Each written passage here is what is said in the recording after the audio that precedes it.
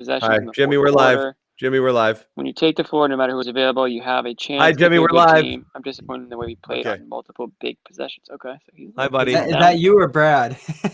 That's Brad. I'm just reading tweets. Yeah, Jimmy, you know we're live, right? Oh, we're already live. Yeah. During John, that I whole can't hear you. during the reading of the post game, we're live. Hey, it's informative. We get the Yeah. people. We get the people their knowledge. Jimmy, you might have to jump out. You can't hear John. I can't hear John right off the top. I can't hear him. Yeah. Unbelievable. All right. We're already down a man, Jimmy. We can't live with this. All right, John versus Bobby. Let's do this. This is the two sides of the spectrum. I know, two sides of the coin. We're gonna be on the same page with some of the stuff tonight because there was some atrocious things, but people are kind of clicking in here. Celtics lose, second time in 2 nights to Philly. Not a huge surprise, and it's not in an excuse-making sort of way. But we're waiting for Jimmy to jump back in. We'll get started. No Jason Tatum for a second night in a row. They lose. Let's bring in Jimmy. Jimmy, what do you say, buddy? You got us, Jimmy?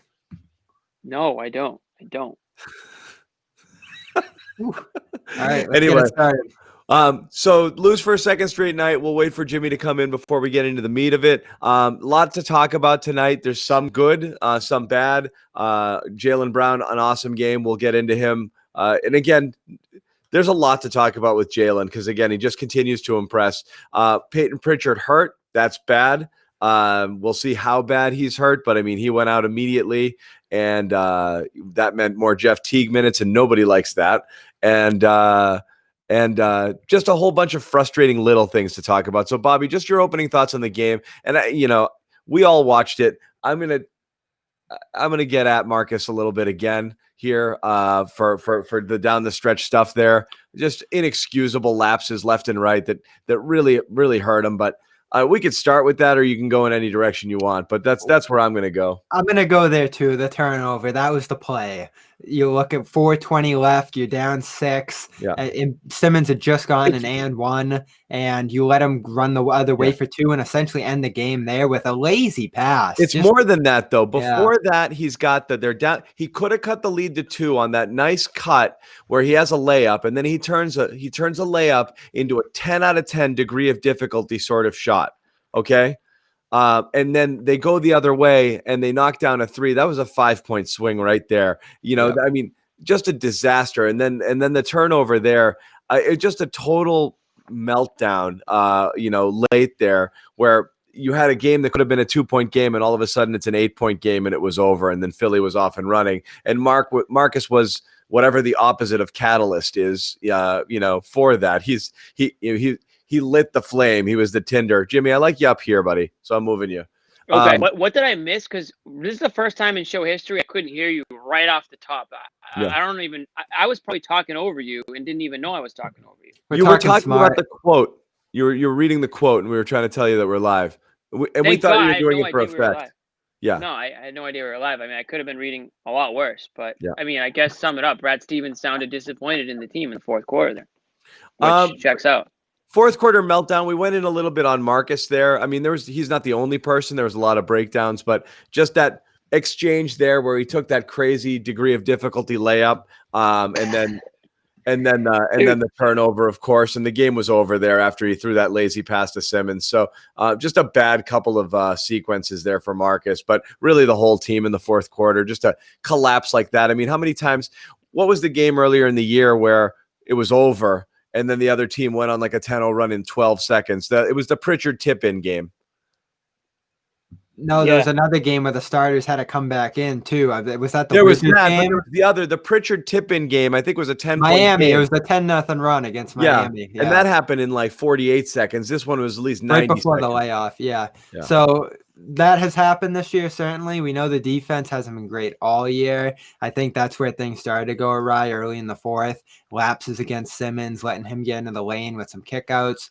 I was disappointed, though, that they did such a great job on Joel Embiid in this game. Now he ends up with 38, which doesn't look like a great job in the end, but they got him into some foul trouble. They forced a little frustrating stretch on him through the midway point of the game.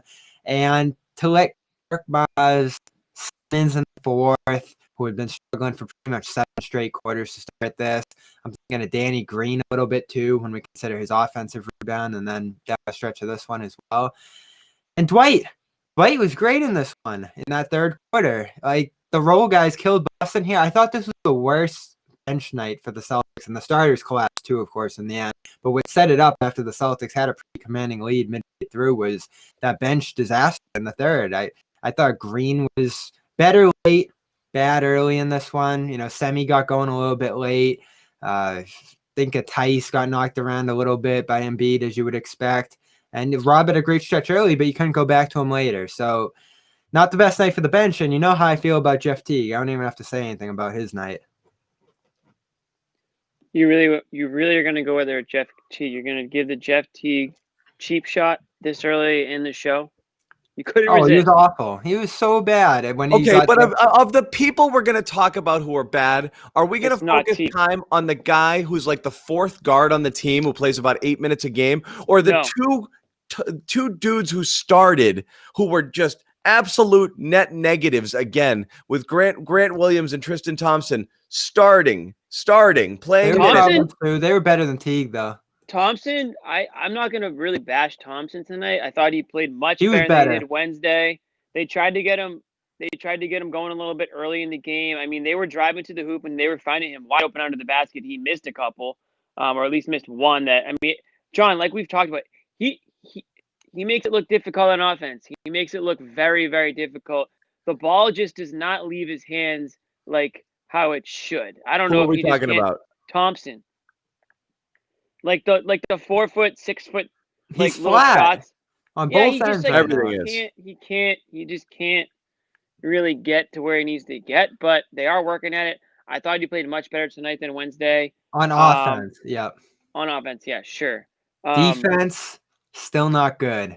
I heard Grandy on the radio say Embiid, and this was through the third quarter, 9 of 10 against Thompson. It's not even close. It's an automatic bucket. There's not even a token resistance. It's abysmal. Tice not much better either on the defensive side. Yeah, I know. I mean, they have nobody. Very few people have someone who can match up with them. Rob did all right. Thompson is supposed to be able to put up a little bit of a fight, and he can't.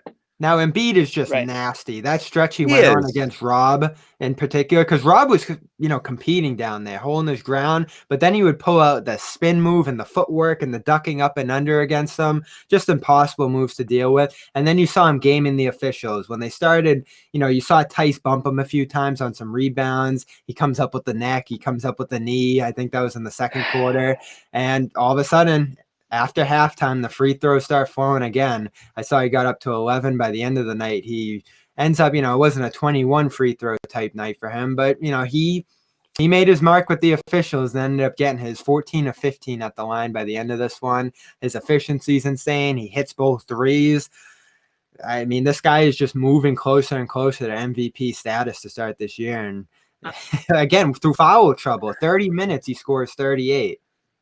I know Greg Leclerc is clearly not a big Grant fan. The comment is up there for a long time, poor Grant. But I will say it was tough watching him try to put some low post moves that he just doesn't have. I mean, I don't know where you go with Grant. I know they're starting him right now.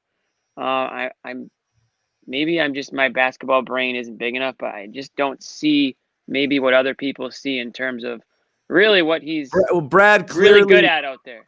Brad clearly stopped seeing it as well, because he pulled the plug in the second. He pulled the plug early. But I saw him late too, though. No, but I'm saying he played 11 total minutes. He played 4 in the first half. You know what I hated too? That Brad saw it, and he killed.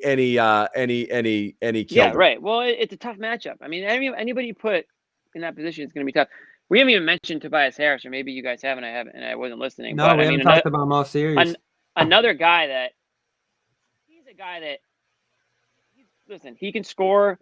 He got the money that he got, but I think a lot of people in Philly would have probably gotten rid of them if they could. I mean, he's a guy that you can't let him get everything he wants to get like he did tonight. And he was Wednesday, he was great for them, and tonight he was even better. So if he's on and Simmons is doing his thing, which again, it's crazy that he won't shoot an 18-footer, but he's so effective the way he is on both ends. I mean, it's almost like you want to criticize him and I want to make fun of him, but I can't because he's the reason that Philly pulled away like they did down the stretch there in the fourth. I mean, just what the other effects he has in the game.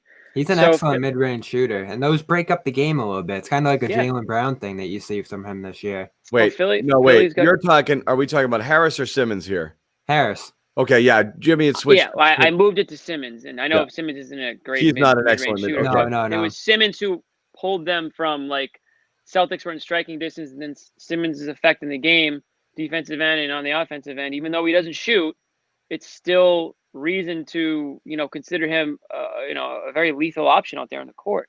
Yeah, and he gets the transition game opening in that fourth. Yeah. You shouldn't see the game that wide open in the fourth quarter, though, and that comes down to the turnover that we already went over a bunch. But I also see from the Celtics this whole series, and the Sixers did it too when they got hurt for stretches of the game doing this, just gaming the officials. And Grant did it, which was worst of all. You're going to take this crazy fadeaway shot on the baseline and stop playing to talk to the ref. Tough. And that ended up being a transition breakout in the third quarter. And it's like, what are you doing? You haven't had any success all season offensively. You think you're going to get a call? And, Smart does it a little bit. Jaylen has done it throughout sectors of this series. So, all right, a lot. You mentioned it. Smart is now at the point where he's like the boy who cried wolf. Like, even if he does get fouled, like, I don't even think he's going to get the benefit of the doubt anymore because of like the history there with the flailing. How about the play at the beginning? The elbow falls, and B just sends it out to Harris, and then B just is like, what's this guy doing? And then they go and go down the court, and Marcus is pretending like he got hit in the mouth. He didn't get hit in the mouth. I understand reacting to an elbow that's coming your way, but I've never understood. You can't go 150%. Like I've never understood this. The refs, there are cameras.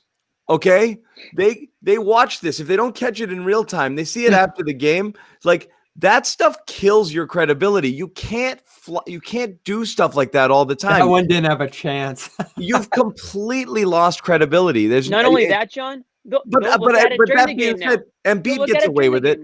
Embiid flopped 40 times tonight. Yeah.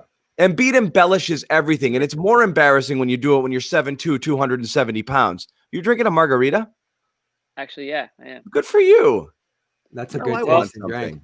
Well, I figured it's Friday night. I imagine a few of the people watching tonight will probably have some sort of bev with them. So we like to sort of mix it up with the commenters. So I figured I'd, join the people and, have a little casual, just a casual, nothing crazy. I respect it. I'm not going to get drunk on you. I got a full bar behind me. I might have to go.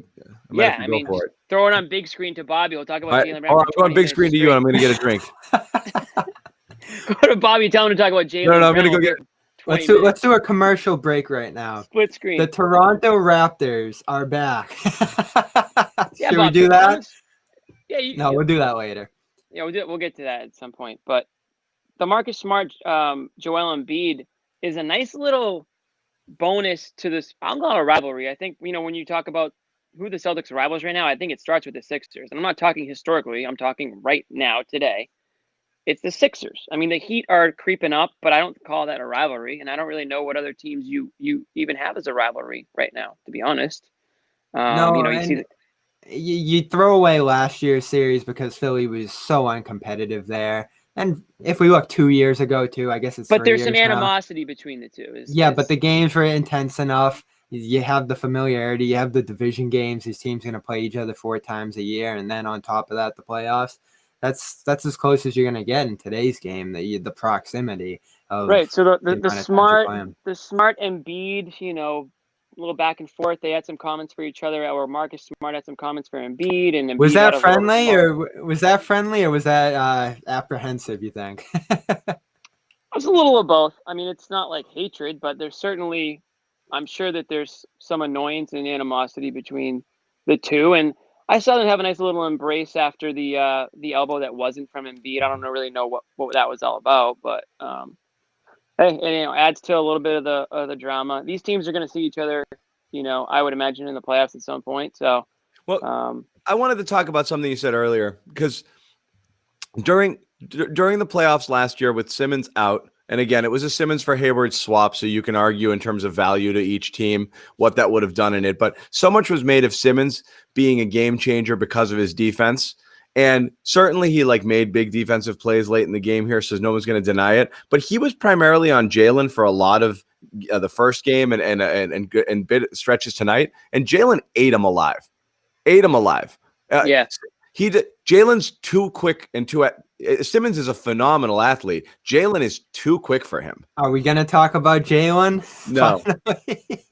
No, I mean, let's go there because it is by far the most impressive thing that he's, I mean, you said it in a text and it's kind of half joking, but you're Jaylen is Jordan, but well, people used to joke about it and now at this rate of production, he is getting any shot he wants. He's Michael Jaylen anytime. And the most amazing thing about Jaylen is I still don't think he's hit peak. There's still a place he can go where he's going to be legitimately unguardable.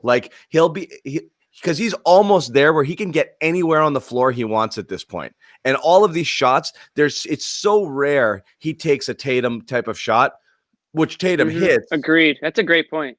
But he doesn't take Tatum shots where he's okay, smart shots. He's physically able to get where he needs to go because he's faster and more athletic than Tatum is, and nobody can stay in front of him. So he's constantly moving. He's got the little jitters and the crossovers. Simmons was off balance all night. Simmons was crossing himself over trying to stay in front of Jaylen. He could not do it. Couldn't do it. I meant the Marcus Smart shots. He doesn't take the Marcus Smart shots. No, he doesn't. But I'm saying Tatum takes them and makes them. I mean, it's part of his game. Right. Yeah, you're right. He puts it in your eye. And I mean, he's at a very high percentage. So that's part of his thing. But Jaylen doesn't do that. Jaylen's points, we're talking about what seems to be an unsustainably high shooting percentage from mid-range. But one of the reasons he's doing it is they're almost all good looks, you know? Brown's mechanical, methodical. When a quarterback drives down the field and they call it a methodical drive, like Brady back in the day. I feel like that's more Jaylen Brown's style, where he's not relying on the Hail Marys. He's just firing down, 10-yard pass, 12-yard, 8-yard. You know what I mean? And all of a sudden, at the end of the game, he's got 30+ points now. That's I know, what is it? He's got 5 30+ games over this season or something like that, and he had 42 tonight. And it's becoming less straight 20+. Yeah, so it's becoming less surprising to see him put up those numbers. Of course, he's doing it without Jason Tatum, so he's being asked to do a little bit more. He's taking more shots. He's being looked at to take that shot. But he's also stepping. I know they took the loss and they lost earlier this week, but he's still, in my opinion, stepping up and doing everything he can to at the very least, keep these games competitive and give the Celtics a chance to win them.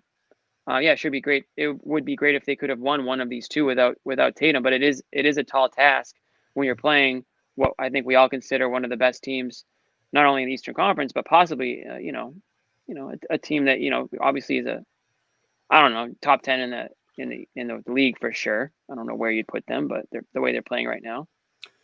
I was worried too when Kemba came back. I think we all slightly had this worry that the ball would come out of his hands a little bit. And against the Knicks, we saw that especially. He ended, some of our commenters put it as corner Jaylen, stuck in the corner, taking the catch and shoot shots. I believe 6 of his first 8 shots in that game are catch and shoot threes. Mm-hmm. And Kemba's usage rate was through the roof in that game. I wrote for CLNS. It was 44-30 Kemba to Jaylen in that game. And then they come out last game against Philly. He gets right on the ball. They're both able to complement each other a little bit. They trade possessions. And again, tonight, there's no issues back and forth between those two. Well, the ball ran through shoots. I'm curious the numbers, but the ball ran through Brown on so many possessions. And it kills me. I tweeted this during the game. It kills me when they have an entire possession when Brown doesn't touch the ball. When we talked about a few games ago, I remember we were killing Marcus Smart taking too many hero ball shots late in the game in a loss. I can't remember which game it was. And we got into that debate, who should shoot, who shouldn't shoot. Grant took a corner 3 in this. Oh, it was a Detroit game, yeah. It's less about who's touching the ball. It's less about who's taking the shots and more about who's touching. Going entire possessions without Brown in this case, or when Tatum's here, without Brown and Tatum touching the ball drives me insane. They don't have to shoot it. The ball's got to get in their hands somewhere during possession in late situations. And tonight, up until the game got away from them, Brown was consistently having the ball in his hands. They were running things through him. Didn't happen Kemba's first game back, as you mentioned, but you can throw that one out the window. And it got away from him a little bit last game too. Tonight, a little bit. 7 shots in the fourth. I thought that was on the mark. Really 6. One was garbage time. Yeah. But he's efficient. If you get him 10 shots, he's going to make 5 or 6 of them. If you get him 30 shots, he's well above 50% here. And that playoff game, I think it was game 6 against Toronto last year. How many shots did he take in that one that drove Jimmy crazy? I think it was over 30. And I remember Jaylen Brown. Yeah. No, I think it was like mid to upper 20s. But this was. And again, when everybody was playing, and like it was a little different situation. Well, I just never have a problem with him shooting as many. It's like the more the merrier because his efficiency's through the roof, and it was last year. For most of his career, and throughout the first 2 years there, he's an upper 40s and now above 50 consistently shooter from the field because he's a great finisher. That mid-range is expanded. And you guys said there's not those Marcus shots. Well, he's taking a lot of those pull-up threes and hitting a ton of them. So you look at his shot charts after the game, he just hits from everywhere. Well, he's earned that right. I'm shocked when a 3-point, when a clean look at a 3 doesn't go down when Jaylen shoots it. It's amazing now. And the free throws there now. I mean, he did miss a couple late, but again, late. We've had this conversation before, and it's useless. It really isn't. It's just fun to have because it doesn't matter. But like he could be as good as Tatum. Why not? Like what's stopping him? There's nothing stopping him at all. And he's going to be an all-star this year. Before we go on, he is going to. Well, there's not going to be an all-star game, so who cares? But they'll probably still name them, right? Yeah. Yeah, probably. This is new because we did like an entire segment on like why is everything so hard for Jaylen Brown and Jason Tatum? Like everything just looks hard for them. Like that's literally the same we did this year. Like like maybe it was right before the season started or right after it started. Yeah, so they look it looks like everything is like hard, like like it takes a lot of effortful. Exactly. Like you don't have to go that far back. So this is a new development. We're all acting like, oh, this is Jaylen Brown. This is who he is. Blah blah blah. It's like this is Jaylen Brown 2.0. This is like Bubble Brown, but like even more so. So it's great to see, and I love that it's happening. It's a great point, Jimmy, because it does. We did talk about they seemingly sometimes make it hard on themselves. For Jaylen, you still have a lapse or two with some sloppy ball. Turnovers are a tad high for him still. But again, that's also going to be a byproduct of just having the ball in your hands a lot more than he used to, where offense didn't run through him as much. So that's going to happen. Beyond that, it looks effortless this year. Not effortless, but smooth. Easy. Sure. Yeah, it looks natural, right? It's just natural. He's just everything. You always talk about, I always use the analogy of like, you guys have all seen The Matrix, right? Yep. Yeah. Right, Keanu finally figures it out, and all of a sudden everybody's moving real slow. Like that's what the game's starting to come like for Jaylen. Mm-hmm. It's like everything's slowed down around him, and he's like, I get it now. And it's so easy, I mean, not easy, but it's so much more natural than before, where he just kind of go and then hope. We'll see how this ends up. I don't know. I don't think you can say enough about him. I think a lot of commenters here are saying it like he's better than Jason already. He's better than Jimmy. You said bias, so it is, but you said why can't he be better? I at this point I don't know that you can make a strong argument with certainty that Tatum's absolutely the man. So what Tatum still has on him is the pick and roll, and I came into the season, I got blasted for a little bit. I shouldn't have, because we have Goodman saying he's not even a second option. But I was hesitant to see if he could become a ball handler to where he could make plays for others and run effective pick and rolls. And he's doing it. He's hitting Tice. He's finding guys on the short roll and all those other things. But Tatum dominates it, and I still have gripes about Tatum's turnovers sometimes in it, but when he hits it, that pick and roll with Tatum just breaks teams down, and they go on 10, 15-point runs with him on the floor. Brown's great in his own game right now. He can hit big pull-up shots. He almost brought them back into it in the fourth tonight. He played a great fourth. But Tatum blows teams away, and you look at the on-off numbers with him, and he's such a great help defender too. and, great defender in his own right. Tatum's a great team defender. Yeah, when he's on the floor, they just of that length away. He's an unbelievable. I agree with that. There's stuff that Tatum does that still doesn't register enough with people, and playmaking and a lot of different things. Rebounding, for sure. But the thing I like about Jaylen is he puts more pressure on you.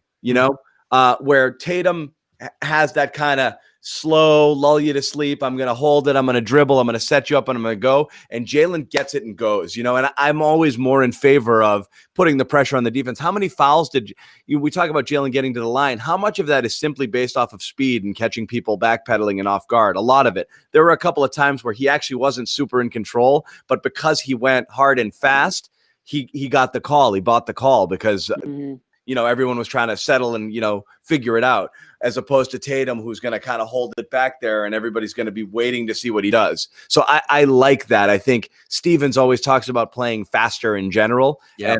And I think Jaylen does that, whereas Tatum is a bit more methodical and calculated and, how he goes about things. I'd be interested to see too, those transition numbers with him, because just looking at it, I mean, him on the break is like Simmons, Giannis, LeBron, these kind of guys who just create a fast break and a fast break attack of their own.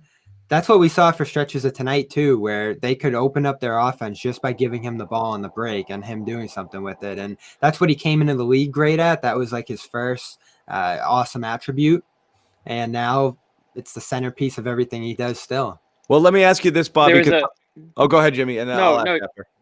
Okay, fine. I was just going to add it quickly. There was a comment that you had posted that was, somebody said that Tatum is more like Harden in the sense where he avoids contact a bit, will be more inclined to take the step back. And I think, I'm not comparing him to Harden, but I think that's kind of accurate, like in the sense where Jaylen Brown is more, I mean, if we're making ridiculous comparisons, he's more like a LeBron in the sense where he'll draw contact, he won't sort of force a 3-pointer, or he'll go drive to the hoop more than I think Tatum would. Whereas Tatum's more likely to, Tatum's more likely to do what we had talked about, where he's holding the ball. He acts more like a point guard sometimes Tatum does. And that's fine. That's his skill. I mean, it's to be that size and to be able to act like a point guard is a positive. So I'm not trying to knock him. It's just different playing styles. Yeah. Sometimes it benefits them and sometimes it might hurt them, but certainly we're seeing Jaylen Brown evolve, grow, whatever word you want to use, into a level that I think a lot of us weren't sure he was capable of getting to. I mean, I think that's pretty fair to say. And he keeps getting higher. That's the thing. Yeah, that's the thing. Keeps, like now that we're keeps setting the bar higher for himself, where we're like, where else can this go? That's what's amazing to me.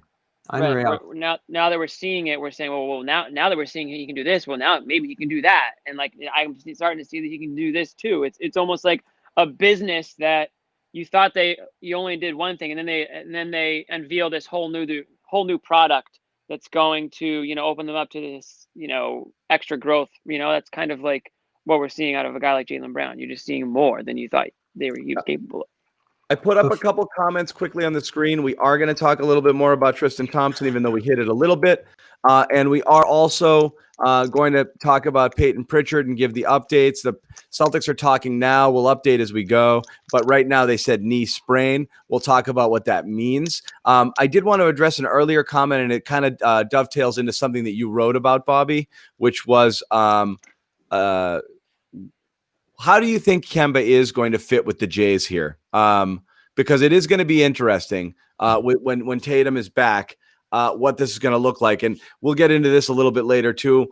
Kyrie in his second game back, no Durant tonight, but the Nets drop a second straight to Cleveland. So they're experiencing some growing pains, having three people who need the ball in their hands. And also suffering on the defensive end. It's actually interesting, the parallels between these teams right now, even though the talent level on Brooklyn is hard to ignore. But Bobby, you wrote about it. To talk about that, how do you think this fits Kemba into this offense when Jaylen and Jason are here? Well, it's going to go one of two ways. You could potentially split usage between those three, like 25, 25, 25, which probably isn't going to happen because you want Tatum above 30 there. I'm interested to see how the balance between Kemba and Jaylen's going to go because, no one's going to question Tatum having all the usage, all the ball time there. But last year, if you look at the numbers, and we saw it visually during the playoffs as well, when that starting five was together, Jaylen was occasionally just tick behind everybody else on the offense, occasionally smart as well, which was the worry last year. That doesn't seem as much of a worry now that he's going to be able to get ahead of Smart. Smart is embracing kind of that fourth role now, taking less than 10 shots a game. But I don't want him to fall back to 24 where he was last year. If he can stay Smart took 17 shots today.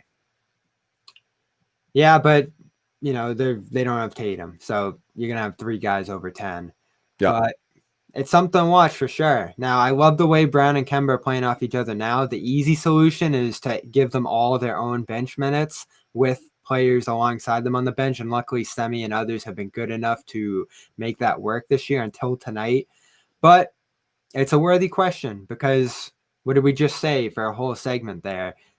Feed Brown, feed Brown, feed Brown. There's those nights where he's 6 for 8, 8 for 10, and you're like, if he had 8 more shots, he'd be able to hit a good percent of those. And, he makes the best use of those possessions.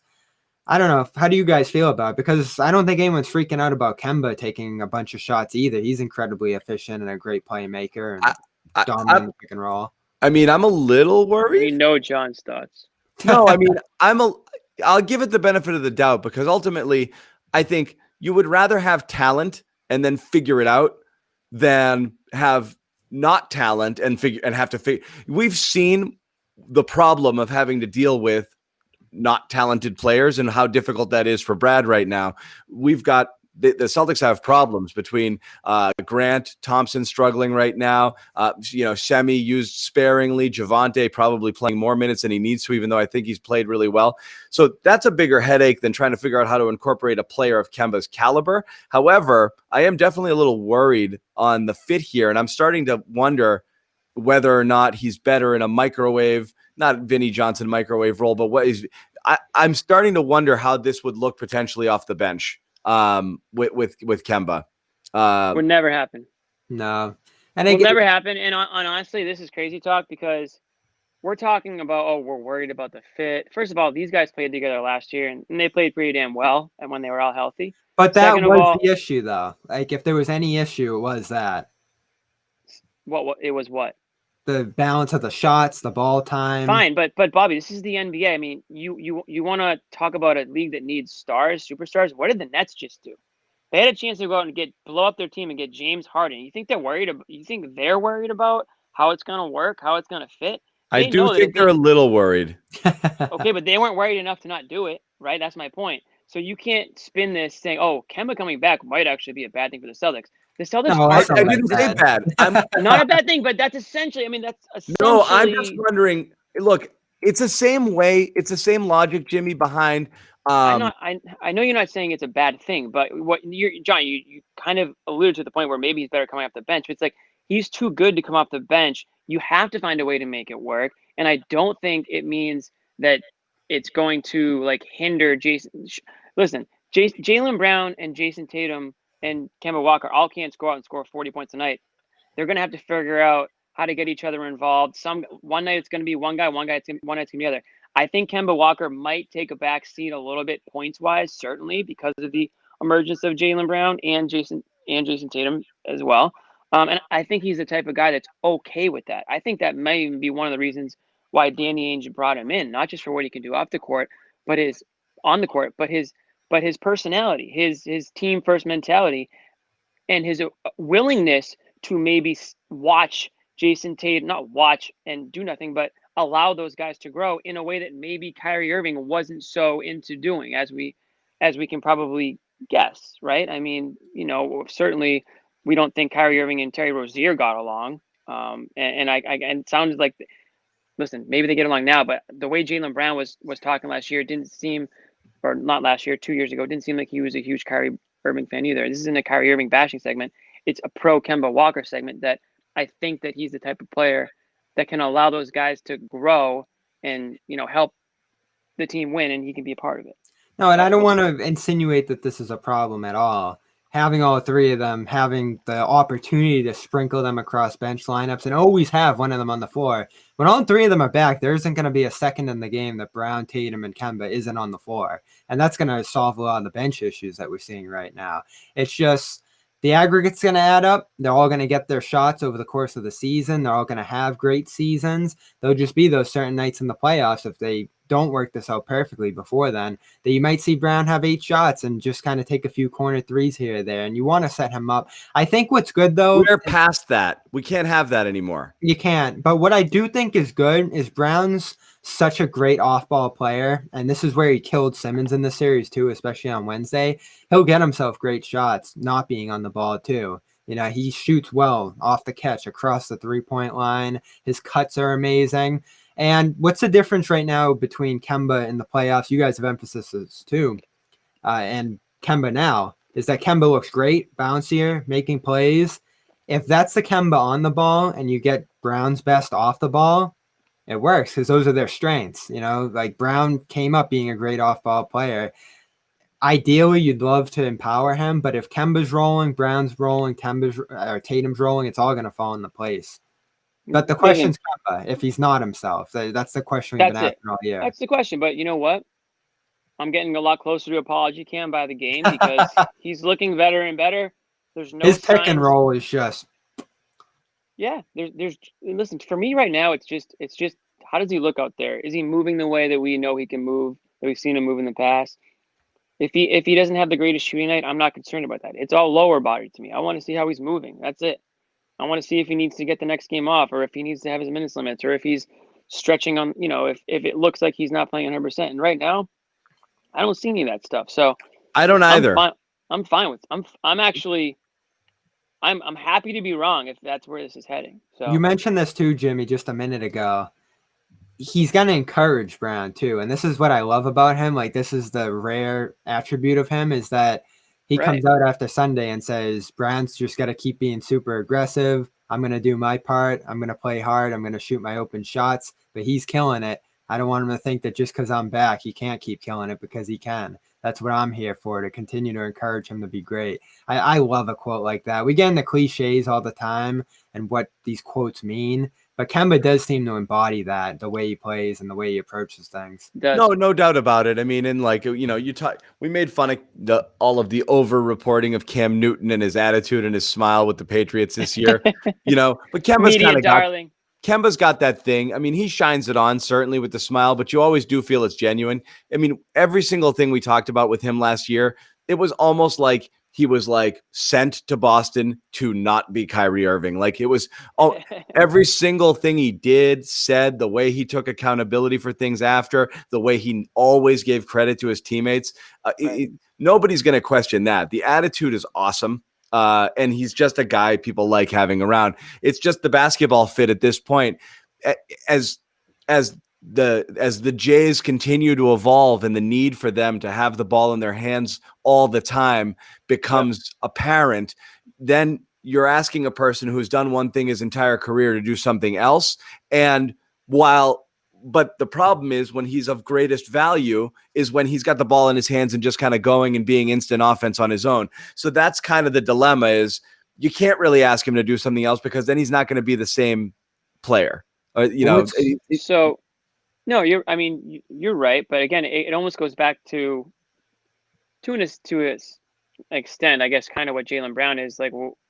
We didn't really know what he was capable of fully, and then he added sort of to his game later. So maybe there's more to Kemba Walker's game that he'll be able to grow that we didn't necessarily know he had, because he was never really asked to do it. On the other hand, if Kemba Walker keeps playing the way he is and showing that he's healthy, listen, we know Danny Ainge will trade anybody, right? I mean, aside from maybe a couple guys, but my point is he's certainly not scared to make a deal, and if another team feels that Kemba Walker is now healthy enough where they can make a trade for him, and the trade is there, I mean, you can't rule that out now. The whole thing was getting Kemba Walker back on the court. A Kemba trade? Yeah, you can't rule it. I mean, the whole thing was you couldn't trade Kemba because he's hurt and he's never going to be the same, and he has a degenerative knee issue. well, hold on. Now, maybe that was a little too much pushing the panic button. Maybe he is going to be okay. And now maybe he's Kemba Walker again. And maybe, like you're saying, John, he just doesn't fit. I'll say this. If you're doing that, it's for the long term and you're sacrificing now, and we would lose our minds. Or at least I would, because if I'm not vouching for it. I'm just giving you different, reasons why it's, different, I guess, possibilities with the reemergence of a healthy Kemba Walker. Worst case, he's healthy and playing well, but like, you guys are, or what John's kind of saying is he needs the ball more. He needs to be a scorer, and he can't really, show his worth with his current roster. Well, maybe he would want to be traded too. I don't know.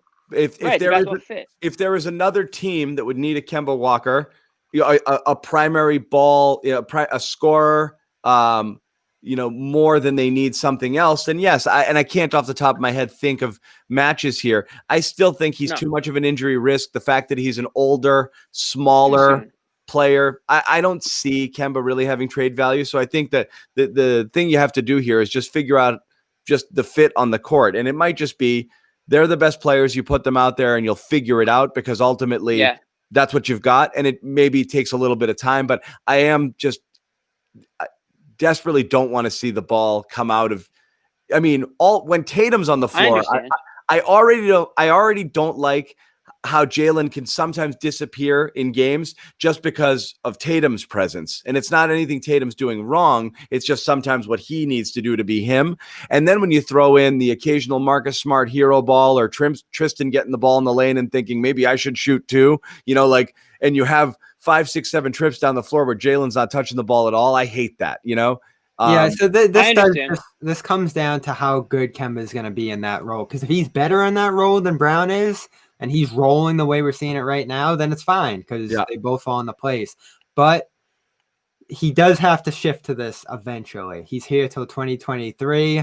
He's not going to be ahead of Brown for all of those years, and he's going to have to find where he can fit in alongside those two if he is going to be here for the rest of the contract. Again, little bit of recency bias. This, Kemba Walker, cardiac Kemba, has made a career on hitting massive, massive, massive shots late in games. Look, I love Kemba. But John, I know you do, but you're almost comparing like, I don't want Kemba to have the ball late in games, just like I don't want Marcus Smart to have the ball late in games. The other guy not to have the ball. Not Kemba's going to have the ball late in the game. But there are going to be points where he's going to have the ball late in the games, and he might miss it, but that doesn't mean it was the wrong idea or the wrong play. Like, on this show, it does. We all have to assume that Kemba Walker is going to be on the court late in games, and he's going to get the ball at some point. Having one more guy in the court that can hit a massive shot is a good big deal. It's a good thing. I don't want him on the bench. So again, we want to talk about, should he start? Should he sit? It doesn't matter, because at the end of the game, he's going to be on the court. And if the ball's up in his hands, I'm okay with that. No doubt about that. Late in the game is totally different than everything else. Right. Starters doesn't matter either. You do wonder whether you create more situations throughout the first 3.5 quarters of a game where you have 2 of those guys on the floor a lot of times, and sometimes one, not as much all 3. That's all. And I could see that happening a little bit more, where you do kind of manage the situations there where you've got a couple of them or one of them on at all times with other people. So, there's always one of the knocks on Jaylen before was not able to create his own offense. He was more of a, stand in the corner, knock down the jumpers, but he wasn't able to do it consistently on his own. Now you really do have 3 guys who can generate offense at any point in time if you put the ball in their hands, and that is a luxury. You've lost Hayward and his ability to do that, but Jaylen's ascension right now, you put the ball in their hands and you feel pretty good as long as you got 1 or 2 of those guys on the floor at all times. So I'm glad we're cheering for a loss, I'm glad we're cheering for a loss because there are good signs here, but there is still something glaring here, and I hear Brad Stevens talk about it throughout the week. Probably the last 2 weeks, really, is that center position. Okay, good. There he is. Here we go. Tristan. Have at it, everybody. Everyone have your pound of flesh. John, why don't you start? No, because I don't want to turn it into an "I told you so" thing. I wasn't a Thompson guy to begin. Is there something wrong with him? It's not an "I told you so" thing yet, because But I don't want to early in the season. I don't want to start because I don't want to gloat. Bobby, you start. It's what we keep saying. He's worse than what we thought, and I think it's fair to question whether or not he might be hurt because he's so bad that you wonder is something wrong here. He's worse bad. than what we thought. He's worse than what we thought. Is he worse than Miles Turner, Bobby? No, we're not going to go there yet. I think you need half a season at least to see, was something wrong early on? Do they have to shut him down for a little bit here? Does it something else come up that they just kind of set him aside for a little bit? Because it is bad right now in a way that you mentioned early in the show.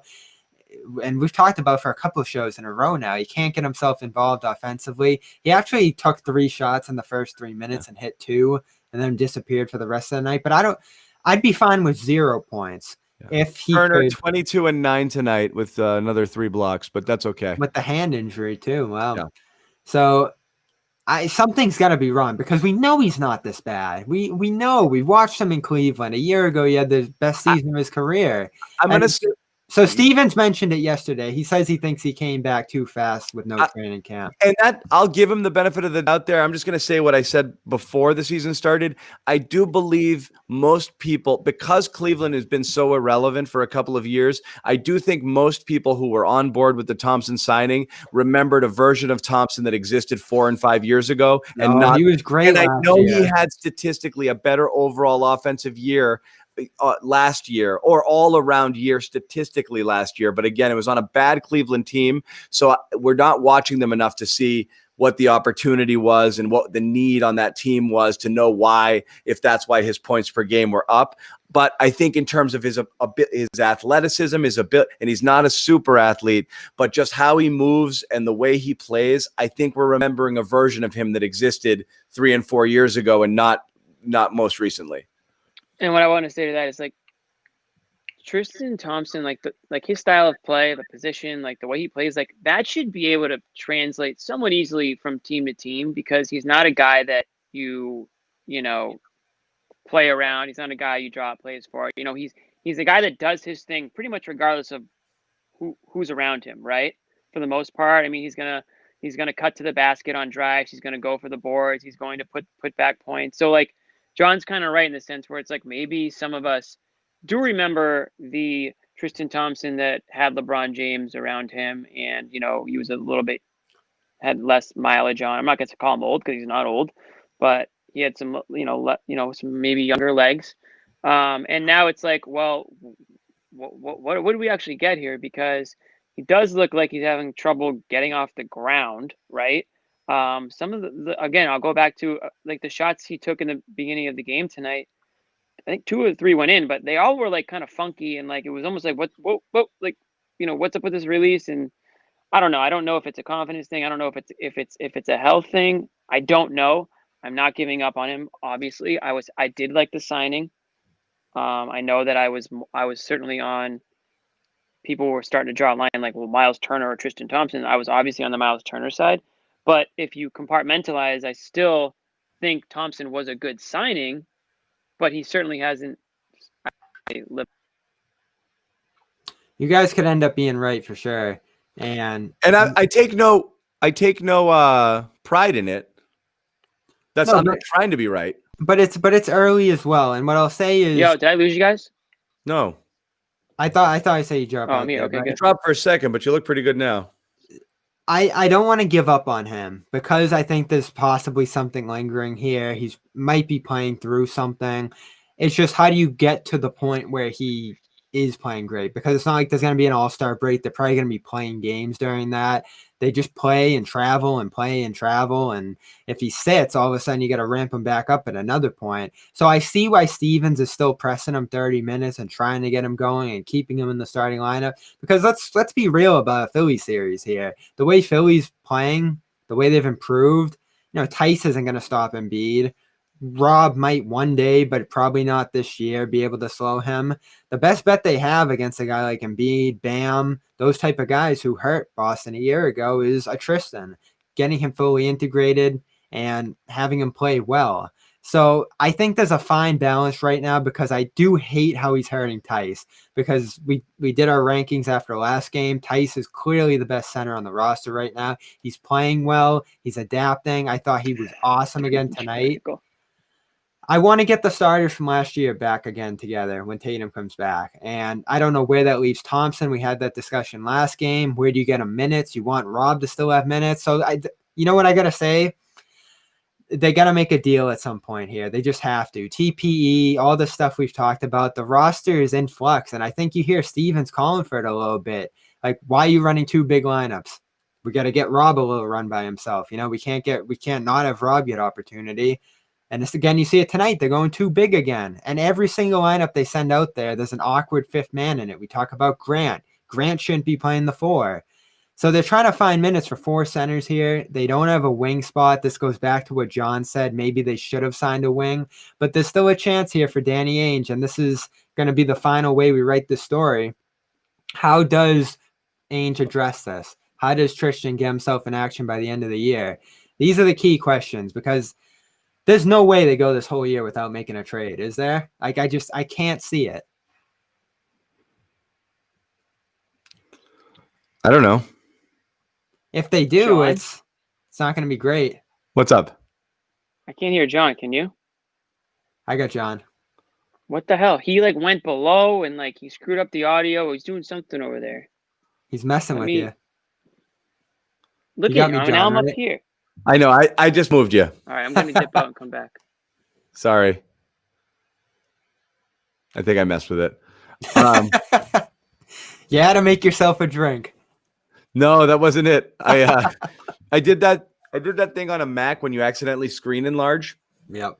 And I just couldn't shrink it down, so I jumped to a different window and I nuked Jimmy by accident. Any word on Pritchard? You keeping a track of the log there? All I see is still what they said before: knee sprain, MRI coming. All right, let's see. Maybe they avoided something. It certainly didn't look good. Probably got to hit on that a little bit before the show ends. Yeah, He's been fading in significance a little bit over the last few weeks. So I guess it's good they've ramped up Teague a little bit to get there, but I have no confidence in Teague being able to contribute anything. I don't know. I mean, you hate to see it. I was trying to see if there were any Twitter docs out there who had said anything based on the mechanism. I haven't seen anything yet. Actually, I might text one while we're on the air here. Might as well. I was about to say something, but what am I going to add to this? I don't know. Yeah. Jimmy's waving us on. Jimmy, Let you good? me in. What the hell? Dude, Let me in. I've been like this for 5 minutes. You know what you look. I can always tell when you're looking at like you're scrolling through the like Twitter or something. I can always tell. I was looking for something. I'm texting someone. Yeah, well, we got to figure out what's wrong with Pritchard. What do you think, Listen, Jimmy? You got a diagnosis? I actually am a doctor, and I do believe it was a knee sprain based on the information that I saw on the TV screen and the way he was walking off. The Celtics certainly said that. It didn't seem like he was in torn ACL type pain. It felt like he was in knee sprain type pain, and the level of which Jaylen Brown hit the side of his knee kind of confirmed that to me after a couple of replays in the old DVR. So I'm going with knee sprain. I was happy to hear that. Well, I wasn't happy to hear that, but I was. But happy they to hear say that. serious. But that doesn't mean anything. Hey, listen. I believe they didn't have to say anything. They didn't have to say. No, I'm saying knee sprain doesn't mean anything until it's an MRI. That just means. I get it. I mean, listen, he's still going to miss some time. I mean, the guy could barely put any weight on his knee. We're not going to see him for a bit, but it's a hell of a lot better than, what it could have been. I don't even want to say it. Yeah, it still might be. That's the point. Is we don't know. Yeah, it might be. All right, if this is an ACL situation, and if that happens, that would be such a bummer. Just based off of. Be awful. Be awful. Fluke. That was the one thing you were getting something out of that you were wondering, you're not getting contributions out of the year 2 guys, with Grant being dreadful and Romeo obviously still being hurt, and Carson being Carson, and then being Neesmith. And then Neesmith is what I will say on Neesmith's behalf, thank goodness he had an injury tonight, so he didn't have to have another DNP-CD next to his name, because that's more embarrassing. But he was out with I don't know what it was, a hip or something. Back spasms. Hurt feelings. Back spasms. Back spasms means I'm not going to play you. Yeah, just go with back spasms for the Okay. foreseeable future. That's like undiagnosable.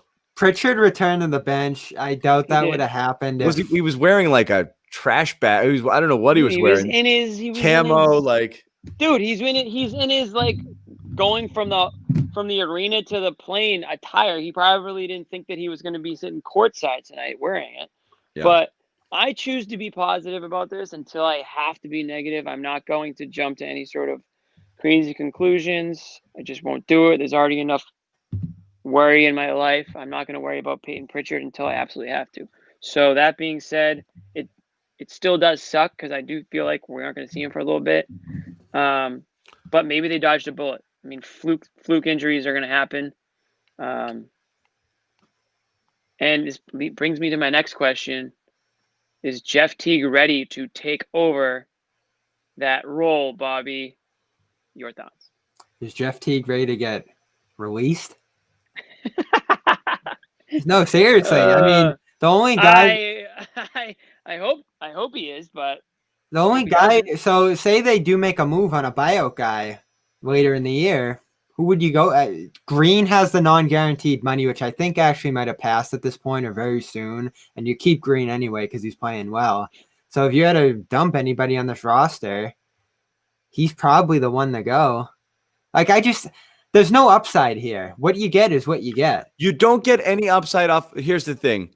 And this is why there will never be a Teague apology. Veteran, like this is why there will never be a Teague apology, Cam. His value, his value existed on a team where this wasn't game one. It was woo. No, but his value existed on a team that had limited veteran presence without Kemba Walker to start the season, deep concerns about who might be coming off the bench and playing point guard, and Peyton Pritchard is the only other viable option. What you didn't expect was Pritchard to be as good as he was, and then Kemba to come back and look really good right out of the gate. Right. Each of those two things creates a situation where you really don't need Teague minutes ever at this point. So it's almost hard to get mad at him because he's entirely superfluous. To me, if he comes in and he scores a couple of buckets, anything you get off of him is gravy because you're not counting on him. The reason he had value at the beginning was you thought you might have to count on somebody, and you felt better about it being somebody who has some level of experience.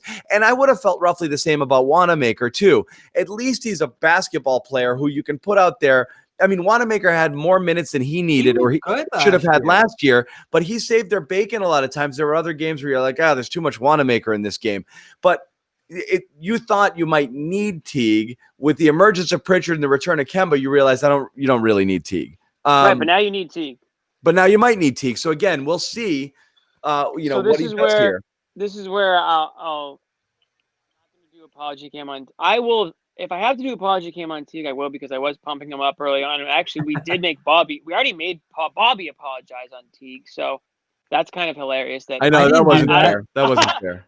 Out of the three, I thought I apologized for something else. I did. I thought so. Okay, maybe. I don't think it was Teague. I would have said no to Teague. Pretty sure we made you apologize, or at least we bullied you into saying something about Teague. But anyways, if he cannot, fill the void left by Pritchard, however long Pritchard's out, I'll apologize, because I did think that Teague was a good signing, low cost, a guy that's killed the Celtics over the years. And he's been, he's a proven player in the NBA. Like John just mentioned, you brought him in because he could sort of like hold down the fort, so to speak, when needed. If he can't do that, then yeah, fuck it. I think what I didn't do, you got to help me. I don't remember what I apologized for. It wasn't that, but I did acknowledge. It was more or less us just ragging on you because you had a really. No, but I did an official apology. It was something else. Yeah, I can't think of it off the top. But what I did admit with Teague is that he drew defense and dribbled in a way that helped other players out, which is probably the most I can say about him. He hits free throws too. He's an awesome free throw shooter, and he's gotten there in a couple different games. I like the way he defends a little bit. So there's certain attributes here that lend toward him being, like you said, a more explosive alternative to Wanamaker, who draws a different kind of defense. But I just looked at Wanamaker like, you invested 2 years in him. He was defending excellent within the system. I like Wanamaker. Great playoff run. Dude, we're gonna sit here and talk about Wanamaker. He was fine. I mean, don't like. Why would you keep him 2 years to let him walk? It's hard to get mad about a guy who's supposed to be playing 8 to 10 minutes a game and maybe giving you a spark off the bench. He's just not a source of. Again, this is why I don't mean to bring it back to my points of contention with the team, but you're starting Grant Williams, right now, and I know you won't when Tatum comes back. You're still searching for that rotational wing, and right now Javonte Green looks like the best suited guy, maybe Semi at times, and you're an absolute mess with your starting center right now. And these are real issues. The Teague issue to me is such a minor thing. Yeah, it could become more significant now, though. He was brutal through stretches of this game. He had to play a little more after Pritchard went out, and he dribbled the ball off his foot and missed Rob on a lob. And again, I just don't see what he brings besides a nice explosive scoring game every 10 games or so. What I was thinking of this second guess tonight because I've watched a few Clippers games. Oh, here we go, Bobby. You apologize for the Raptors. That's it, and that was deserved. But tonight, though, they showed me something. They went out and wrecked the Heat end to end. Even better. We might have to apologize for giving you that, for making you apologize. There's a double apology cam. My apology cam is going to be for forcing that apology cam on you. We have a couple other exciting cams that I can't wait to bring onto the show. I know they're not ready. I'm not saying we need to use them today, but Tristan one. That's called the tease. It's called the tease, Bobby. You don't give it away. I was saying apology cam. If we ever have to get to Tristan, it's gonna be a sad day. But I'm holding out for a little while. Oh, that'll be. I want the Miles Turner apology cam is the one that I really want. I don't want Tristan Thompson to be bad. I just want Miles Turner to be that one depends on the TPE still, and we're gonna have that conversation all season. But I'm almost tired of being right. I was thinking of. Yeah. I'm exhausted by it. I was thinking of. It's not for everybody. I was thinking of the TP after you guys brought up some more names after the last show. And then I threw on some Clippers games, and I'm watching Nick Batum. We all kind of threw that one away. Like, oh, he's too expensive. Why would they do that? He's broken. And again, I don't think anyone's going to be like, well, we'd all have to do an apology cam on that one because I don't think anyone was wanting to bring on Batum for 20-something million or whatever it was. But he is filling an excellent passing role, secondary shooting role off the ball for LA. He's rejuvenated. It looks like he's in great shape. He's playing for another contract. And he would be fitting right in on that wing spot where they needed someone. And that would have been the perfect trade-off for Hayward. They would have sent it back like nothing. So the question will be by the end of the year, does TPE become better than what Nick Batum's doing for the Clippers right now? Because, that would have thrown you into the tax. Again, we don't care about the tax. It's great to not repeat and drive up the cost and all that stuff. But if you had a player who would have been better than anything else they could acquire with that by the end of the year, and they still might have to pay tax for that TPE, that could be a second guess by the end of the year. I'm starting to think about that one a little more lately. I don't think anybody thought Batum was a good idea, so I don't think that's something anyone's got to apologize. And the Clippers got him for $1 million, so everyone was talking about getting him, and then launching him into space. Like you weren't planning on Let me read his stats this year: 10 points a game, 5 rebounds, 3 assists. He's been good. 44% from 3. Batum shakalaka. He's been a key piece out there. It's possible. I mean, it's kind of fills that role that we were talking about. That you can't get Horford because he's too expensive. But how would you not gladly put Horford on this team right now? It'd be 6 centers then. How would they work that out? You'd get rid of the rest of them. Thompson and the TPE for Horford. Would you do it? There'd be picks going the other way, but it's a big contract too. Big contract. I think you might be getting picks in that deal. I'm sure it doesn't work straight up on the trade machine, but it's close. I wouldn't do it. I don't think so. Wow. That ship has sailed. Coward. What if you were also able to get rid of Grant in the process? Wouldn't that sweeten the deal? No, I don't think I would do it. Bobby doesn't want to get rid of anybody on Green, man. Horford's so good though. Man, these Batum numbers are just devastating to read. But again, no one wanted to go in that direction. Why are we not talking about Taco? I don't know, because Taco hasn't freaking sniffed the court. What the hell are we supposed to talk about Taco? So fans are freaking out tonight. I'm watching on Twitter. I'm watching the comments here. No Tatum. Kemba's limited still, Rob's limited, and Embiid just came out with 2 of his best games of the season, and these games aren't going to mean that much. They might be tiebreaker games, I guess, and this is kind of the argument against the series that Tatum's down for 2 games, and all of a sudden Philly essentially gets the tiebreaker of him being out for this 1 week. So that's why they didn't do as many series this year. But aside from that, who cares? Like, it's game 14. You know, you want them to win these games, but we saw some good things. And all of a sudden, Taco needs to come in. Yeah, I don't know. Bobby, read this comment and hang your head in shame. Yeah, seriously. I hesitated when I said no to her because I knew that what was going on here. Again, though, this is celebrating the past, you know? Well, we're living in the present, bub. You would do that, Jimmy? Tristan and whatever for Horford and...